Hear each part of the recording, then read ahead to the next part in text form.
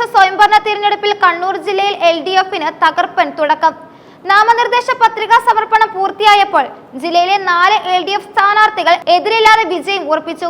കണ്ണൂരിലെ CPM-ന്റെ ശക്തി കേന്ദ്രങ്ങളായ ആന്തൂർ നഗരസഭയിലും മലപ്പട്ടം പഞ്ചായത്തിലുമാണ് ഈ അപ്രതീക്ഷിത വിജയം LDF-ന് നേട്ടമായത്. പത്രിക പിൻവലിക്കാനുള്ള സമയം കഴിയുന്നതോടെ ഈ സ്ഥാനാർത്ഥികളെ ഔദ്യോഗികമായി വിജയികളായി പ്രഖ്യാപിക്കും.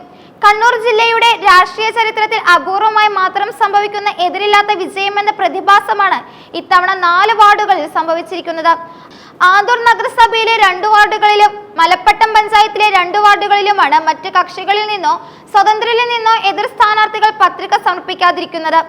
പത്രിക സമർപ്പിക്കേണ്ട അവസാന ദിവസമായ വെള്ളിയാഴ്ച വൈകുന്നേരം വരെ ഈ 4 വാർഡുകളിലും LDF സ്ഥാനാർത്ഥികളില്ലാതെ മറ്റൊരു പത്രിക നൽകിയിട്ടില്ല. ഇതോടെ ഈ 4 സീറ്റുകൾ LDF-ന് ഉറപ്പായി. നിലവിൽ പ്രതിപക്ഷമില്ലാത്ത ഭരണസമിതിയാണ് ആന്തൂർ നഗരസഭ ഭരിക്കുന്നതും. നഗരസഭ രൂപീകരിച്ച ശേഷം CPM-നും LDF-നുമുള്ള ഈ ശക്തമായ സ്വാധീനം വ്യക്തമാക്കുന്നതാണ് ഇപ്പോഴത്തെ എതിരില്ലാത്ത വിജയവും. LDF സ്ഥാനാർത്ഥിയായ K രജിത മൊറാഴ വാർഡിലാണ് എതിരില്ലാതെ തിരഞ്ഞെടുക്കപ്പെട്ടത്. പാർട്ടിക്ക് പരമ്പരാഗതമായി ശക്തമായ വേരോട്ടമുള്ള പ്രദേശമാണിത്. പൊടിക്കുണ്ട് വാർഡിൽ K പ്രേമരാജനാണ് വിജയം ഉറപ്പിച്ചത്. ഇവിടെ പ്രതിപക്ഷ പാർട്ടികൾ സ്ഥാനാർത്ഥികളെ നിർത്താൻ പോലും തയ്യാറല്ല എന്നതും LDF-ന്റെ സംഘടനാപരമായ മേൽക്കൈ വിളിച്ചോതുന്നു. നഗരസഭയിൽ പ്രതിപക്ഷമില്ലാത്ത ഒരു ഭരണസമിതിയെ വീണ്ടും വാഴിക്കുന്നതിനുള്ള മുന്നേറ്റമായിട്ടാണ് ഈ വിജയം വിലയിരുത്തപ്പെടുന്നതും. എതിരില്ലാതെ നേടുന്ന വിജയം LDF കേന്ദ്രങ്ങൾക്ക് തിരഞ്ഞെടുപ്പ് പ്രചാരണത്തിൽ വലിയ ആത്മവിശ്വാസം നൽകുകയും ചെയ്യും.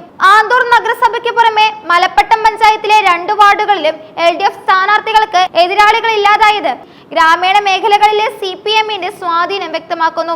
പഞ്ചായത്തിലെ 5ാം വാർഡായ അടുവാപ്പുറം നോർത്തിൽ നിന്നാണ് IV ഓദയനൻ എതിരില്ലാതെ വിജയിച്ചത്. ഇത് പഞ്ചായത്ത് ഭരണത്തിൽ LDF-ന് വ്യക്തമായ ഭൂരിപക്ഷം ഉറപ്പാക്കാൻ സഹായിച്ചേക്കും.